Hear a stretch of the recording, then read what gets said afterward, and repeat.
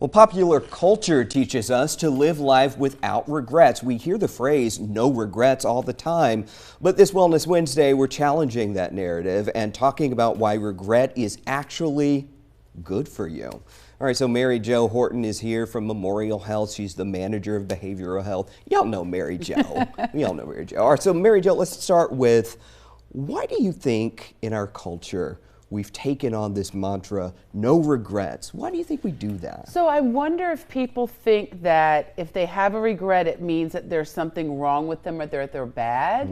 Where actually it says the opposite. It says I'm a good person and I've done something that I wish I would not have. Yeah, okay, so let's then define what is regret. It's simply reflecting on the past and saying that thing I did was not helpful.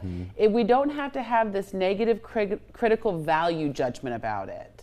So that's, and going back to what you said about being a bad person, you have to separate that negative, connotation. That's just what we've developed it into. That's what we've told ourselves, that if I'm a good person, I do nothing wrong. Okay. And so if I've done something wrong and I'm a good person, then I'll just deny having done it. All right, and that's guilt.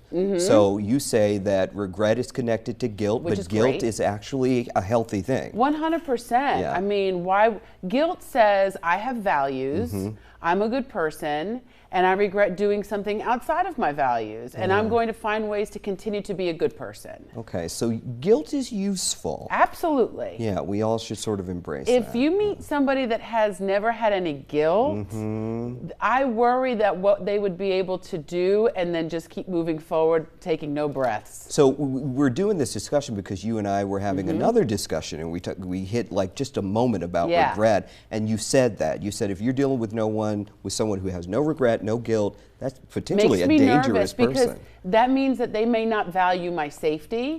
They might not value being kind because they're just living, however life happens to them. Okay, all right. You say that regret can help with healthy self-esteem and not avoiding critical judgment. Right, so this goes back to how it helps you evaluate something. General, I like to think that we want to reflect with a curious learner's mind. I wonder why I did that. Not this critical judgment self of I am so terrible, I always do these bad things. If we can separate them out, it gives us liberation to grow. Yeah, it's healthier to sort of say, okay, this is why and this is why, but non-judgmentally. Correct. Yeah. All right, let's look. So here on the screen, you have some ways of using reflection in a helpful manner. You start with resist the urge to deny feelings regarding past behaviors. Right. So here's the thing I like to think about that. You can pretend you're not feeling those things, but it's happening, and so we might as well live in it. All right, using regret can help keep you out of shame. Right, we're not bad people. And so when we think we're bad people, then we never grow. So let's shift out of that thinking. Okay, don't try and escape that. Just, you're a human having human experiences. All of us humans have done things we maybe shouldn't have. Well, yeah, we have. Okay. Yes, we have. Reminders that all emotions are helpful and to be explored. There are no such thing as good emotions and bad emotions. To live a fulfilling life, you've signed up for the whole buffet.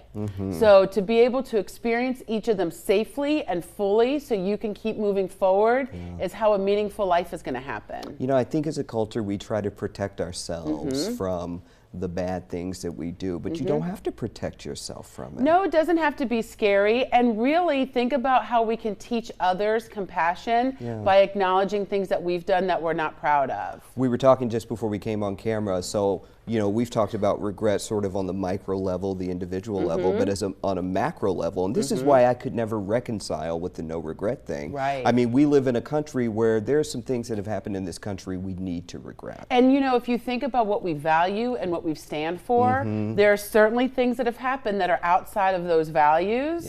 So why can't we just explore it? And learn from it. And learn from it. Oh, Mary Jo, why can't we? Okay, thank you so much for coming in and having this discussion. This was an important one. I really appreciate it. And remember, if you want to see this or any of our other segments, just go to WSAV.com/Wellness Wednesday.